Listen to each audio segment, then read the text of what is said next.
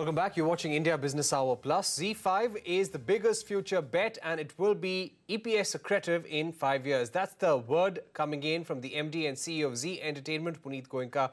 Shreen Bhan, our managing editor, spoke to him earlier today and he is confident that ZEE5 will become the top over-the-top player in the country in 12 months. Currently, it is at the second spot. Goenka is also confident of meeting the 10,000 crore revenue target in 3 years and he expects margins to be 30% plus in 3 years' time.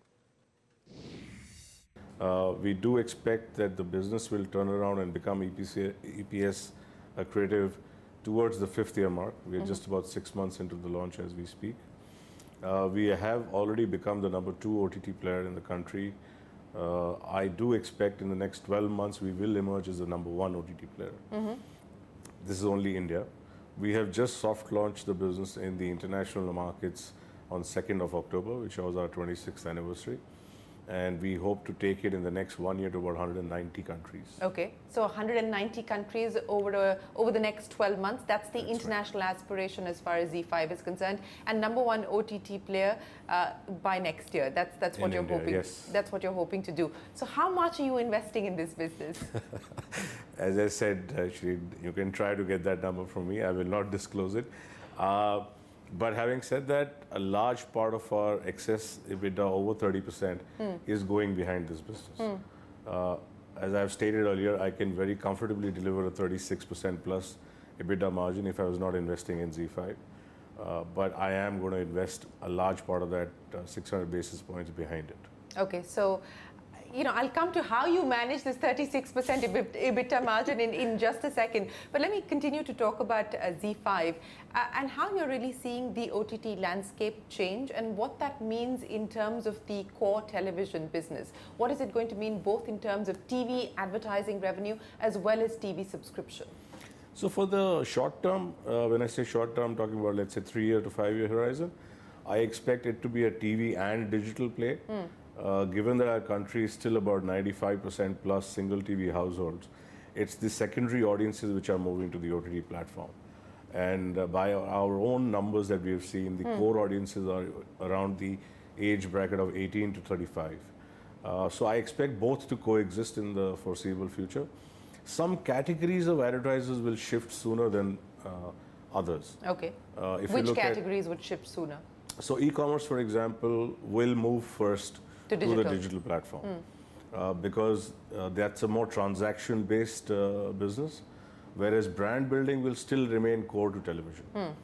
So FMCG, which is the core of television network, I don't expect them to shift any significant monies out of television anytime soon. Okay. Anybody who wants to build a brand needs television. Digital offers itself as a very, very effective transaction medium. On to the latest in the race for Bhushan power. Sources say that JSW Steel, which emerged as the highest bidder for the debt-laden company, has also secured a significant number of votes from the lenders. Ritu Singh joins us with this exclusive. Ritu, JSW taking the lead in this race. Well, absolutely. It's been over a year since Bhushan Power and Steel was admitted into the NCLT. There were bidding, rebidding, legal battles and whatnot. And finally, the lenders got to voting on Monday on the highest offer for the company so far, and that is from JSW Steel. Now, we had reported that JSW Steel has made an offer of 19,700 crore rupees as repayment to lenders to bid for Bhushan Power. The other two bidders, that is Tata Steel and Liberty House, have placed lower bids. Liberty at 18,500 odd crore rupees and Tata Steel at 17,000 crore rupees. So the highest offer was from JSW Steel, and we understand from sources it has already secured over 66% vote that is required as a minimum percentage to pass a resolution from the lenders. The voting is yet to be concluded, but the results will be known later this week. But so far it looks like JSW Steel is going to go home with Bhushan Power. Of course, pending other litigations. Do remember, Tata Steel's hearing in the Bhushan Power case is also currently being heard by the NCLAT, and that next hearing will be on Monday. Let's move on. In a bid to meet the ambitious 80,000 crore divestment target, government is planning to take the buyback route. A government official told CNBC TV18 that the centre is readying a plan to the tune of 20,000 crore rupees. Sapna Das is here with more details. Sapna, how many PSUs could be involved in this buyback plan? Well, we're clearly given to understand that probably the government may be looking at a close approximation of 20,000 crores as far as the buyback plan is concerned. We're given to understand that there is a clear-cut strategy on that front. Also, 8 to 10 buybacks are under discussion with various PSU boards. Now, some of them have already been finalized. That's what we're given to understand, probably like NALCO, like NLC, like, smaller companies like KIOCL, probably even NMDC on the cards. But within this buyback program, oil sector is definitely something that the government is looking at very closely. We are also given to understand that not too much of a stress as far as the ONGC is concerned, because crude realizations have been pretty high so far, so the company has gained on that ground. There could be some debt overhang as far as the HPCL acquisition of last year is concerned, but that also is expected to be kind of absorbed by the company over a period of time. Also, there is absolutely no question of any subsidy sharing mechanism which will involve the upstream companies. So net-net, it's a huge positive for the upstream oil sector as far as they are concerned. Possibly some kind of a similar commentary for the downstream companies, but all in all, oil sector is an important part of the entire buyback program the government is right now talking about. So 20,000 crores is what they are targeting. I suppose over the next couple of weeks, more clarity will emerge once the respective board notes come in. All right. Thank you very much, Sapna Das, for joining us. Now, in a major boost for the airport infrastructure in the country, CNBC TV18 has learned from sources that the Airports Authority of India has received approval from the government to raise around 9,500 crore rupees over a period of 4 years. Anu Sharma has more details. Anu, what sort of borrowing mechanism are we looking at, and any word on the capex plans?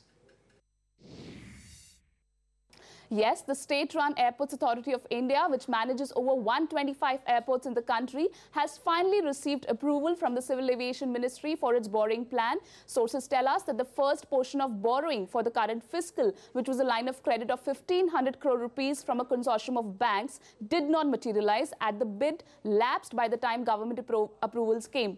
Now, sources tell us that the airports body has been approved to borrow around 9,500 crore rupees for a period of 4 years up till March 2022. But the tumbling rupee is likely to make borrowing expensive, and the authority is soon going to invite bids to appoint a consultant to chalk out the borrowing mechanism, under which routes such as line of credit, project loans, masala bonds, dollar-denominated bonds will be considered. While the Airports Authority of India is currently not stressed out, it may consider raising some funds towards the later part of the current fiscal. As for the next fiscal starting April 1, the capital expenditure target is seen around 5,000 crore rupees. Thanks, Anu, for joining us. On to an important development in the Finance Ministry now. Hasmukh Adhia may get a 3-month extension as Finance Secretary soon. We learn from sources that the PMO, Department of Personnel and Training, as well as the Cabinet Secretariat, is likely to approve the extension very soon. The extension is at an advanced stage of consideration. Remember, Hasmukh Adhia is set to retire on the 30th of November.